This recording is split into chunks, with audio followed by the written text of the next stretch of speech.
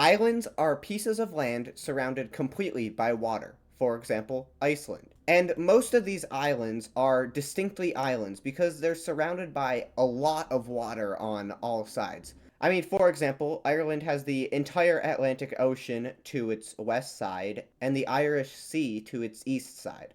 However, islands only need to have water completely surrounding them. There doesn't need to be a specific amount of water. So, for example, if we look down here in Brazil, we will find the island of Marajo. And at first glance, this might not look like an island immediately, because on this side, sure, there is water, but on this side, it might not look like it. But if you zoom in, you can see that it is cut off from the land by rivers. And so in this video, we are going to look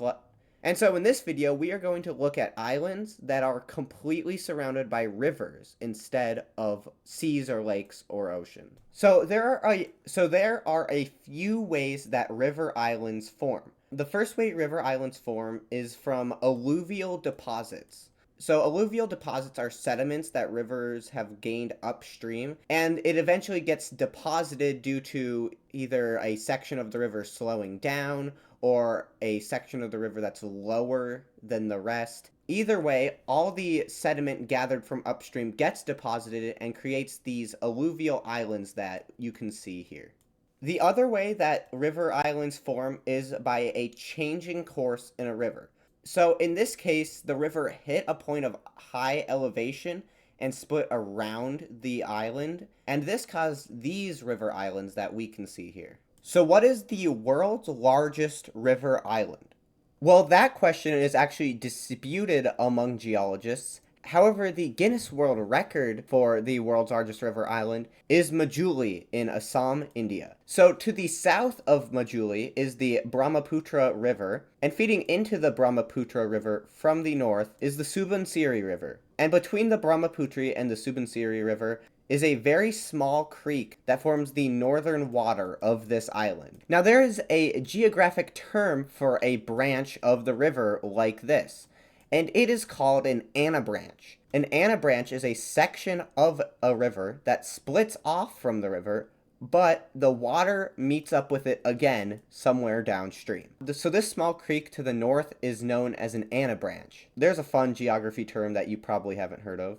So Majuli is inhabited by around 150,000 people, and around 50% of them are tribal people. And the people mostly belong to the Mising, Deori, and Sonowal Kachari tribes. Now, something interesting about Majuli is that it has significantly shrunk. You see, the rivers surrounding it keep eroding the land away and expanding. As you can see, the Brahmaputra River is very wide and has eroded a lot of this landscape away. Near the beginning of the 1900s, Majuli was around 485 square miles. However, today, due to this river erosion, it is only around 340 square miles, a significant decrease in its area. But that is all I'm going to be discussing about Majuli. Now let's move on to the other river island that is disputed to be the world's largest river island. This is the island of Bananal in Brazil. And just by looking at the map, you can see it is much larger than Majuli. Bananal Island is around 7,400 square miles. That is over 7,000 more square miles than Majuli Island. And so what are the rivers that surround Bananal that makes it into the island? Well, the main river that forms the western edge of Bananal Island is the Araguaia River.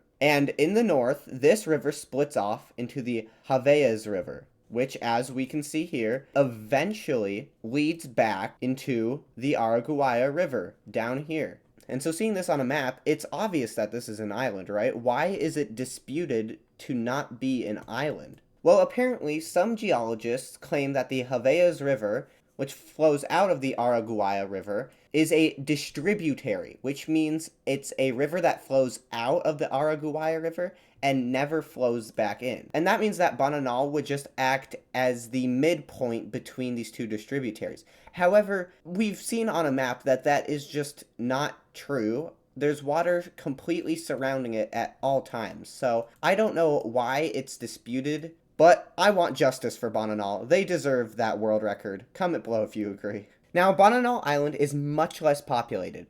It acts as a cultural preserve for Brazilian indigenous people, and also the northern end of the island is a national park, specifically Araguaia National Park. Now, Araguaia National Park takes around 2,100 square miles of the northern end of this island. And it protects the land and animals such as capybaras, jaguars, armadillos, and many other animals that fall in this land. And as I mentioned previously, the southern part of this island is exclusive to the indigenous Brazilian population.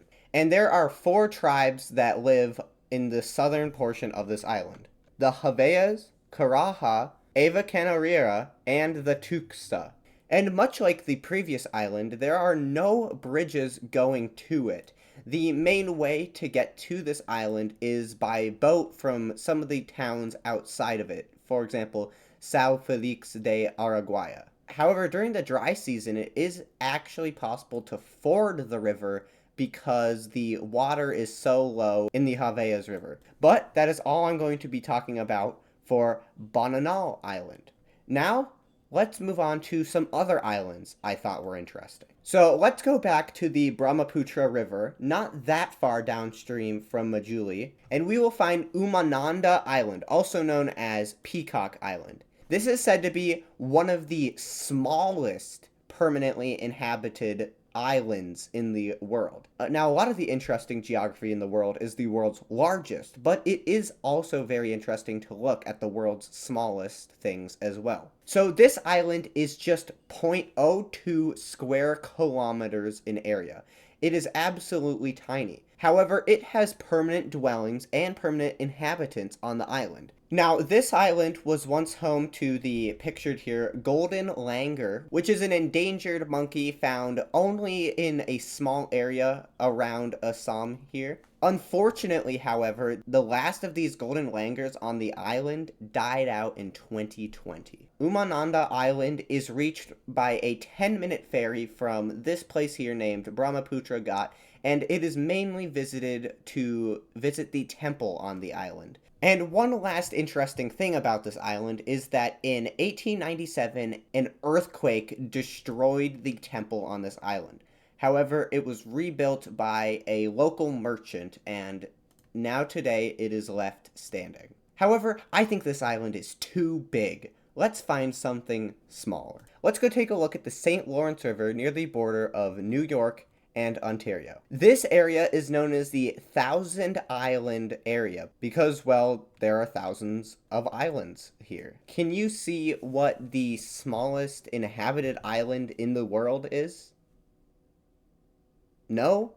Well, that's because it's extremely small. It is right here. It is known as Hub Island, or more commonly, Just Room Enough Island. And this island, it's literally just a rock, a tree, and a house.